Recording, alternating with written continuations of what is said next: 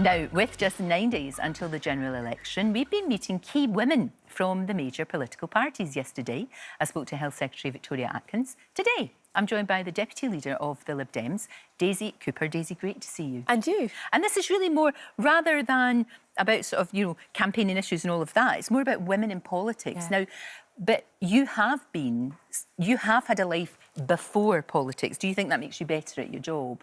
I think it's really important for people to have sort of real life experience before they end up in politics, because you learn all sorts of things. You get to make mistakes is the first thing. I'm a big believer in making mistakes in your job because you learn from them, and making them in a place where they're not being scrutinised publicly, I think, is a good thing. You get to understand how to manage people, how to interact, how to sort of set your goals. And normally, I think, when you come into politics, I think some of the most effective MPs are those people who are really passionate about something. There was something that got them involved, a particular issue that sort of hit them in the gut, and they thought, that's the thing I want to change. Yeah, and that's really what it's about, or what it should be about, that's for sure. What I've learned, talking to all of the women that we've been speaking to, is there is this kind of, and it's cross-party, a sort of support system for other women. You do help each other in a way I do not think that male MPs do. But there is that sort of almost sisterhood. Yeah, there really is. You'll disagree about things, but, you've got that. Absolutely. You can disagree vehemently on politics. Yeah, of course you can. You can even throw sort of political mud at each other across the chamber in a very heated debate. And yet when you leave that chamber, we're often very supportive to each other.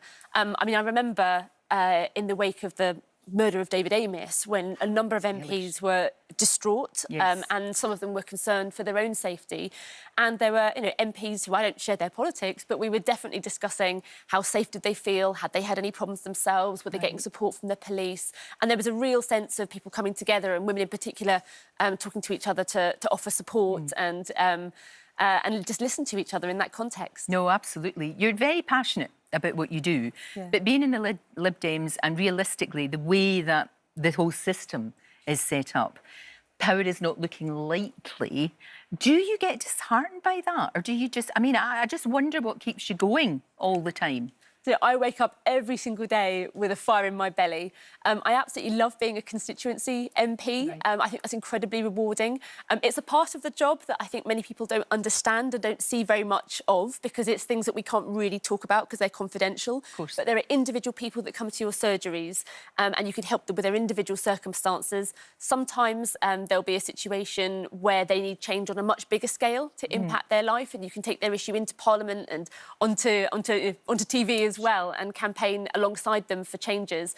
And I find it incredibly rewarding being a constituency MP and just being a parliamentarian full stop. So I think there's a huge amount of change that MPs can bring about, whether they're on the front bench or the back bench. No, that's a great way to look at it, actually, to be honest with you, because that's really why you're there in many ways, isn't it?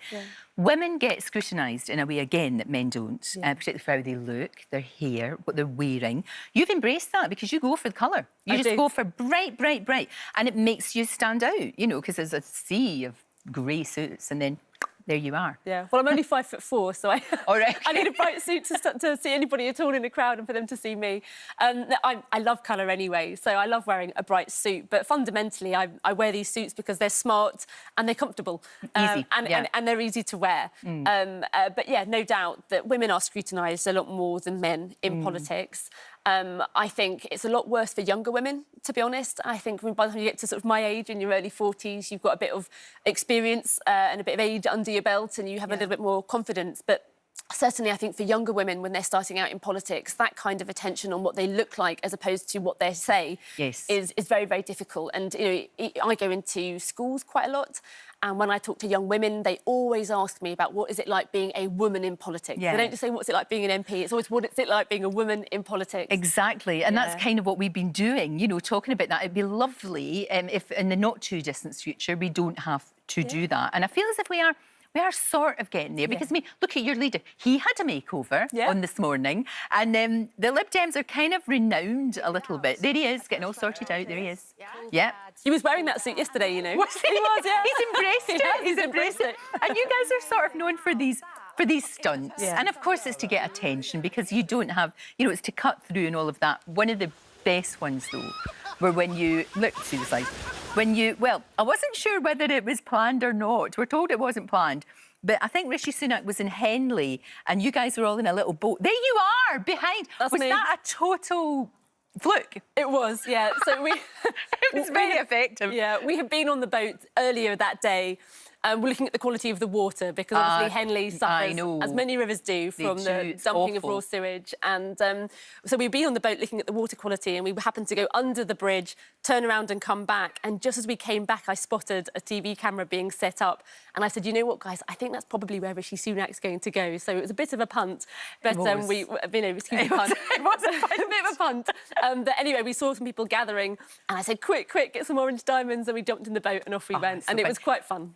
Well, I mean, yeah, why not? And you do it, you guys do it so well. I mean, and you've kind of, in a way, you've got to shout a little bit louder, haven't you, in order to be heard? We have got to shout louder to be heard. But every time we sort of do these stunts, they come with a very serious message, you know. Sure. And, you know, you've seen that, you know, every time Ed's done a stunt, he's talked about either the sewage scandal or about the importance of mental health. Or social care. And social care. Been a real cornerstone, hasn't it? It absolutely has. And I think many people have really connected with Ed on that issue. You know, very much so. In such raw and passionate terms about his own experience as a family carer. And we know, of course, that it's often women who do pick up the pieces of a broken social care system. But obviously, Ed has a lifetime of experience. And it was really interesting because after that sort of video about his own experience went on TV, the next morning I was stopped by a chap walking to the train station in my area. And he said, oh, I saw your man on TV last night. And I said, oh, did you? What did you think? He said, I sat and I sobbed. He said, I sobbed and I sobbed because he said, because I care for my disabled daughter. Touches a lot of people. And I said, well, thanks for stopping. And he walked off and he turned around and shouted, and I love the stunts. Well, maybe we need a little bit of that in the craziness of it all. Yeah. Daisy, thank you. Great to talk to you. Thank you so much. And to all of our women, it's been different to what normally, you know, normally the gladiatorial style, but we just wanted to talk to you like human beings. Yeah, thank lovely. you very, very much indeed. And after the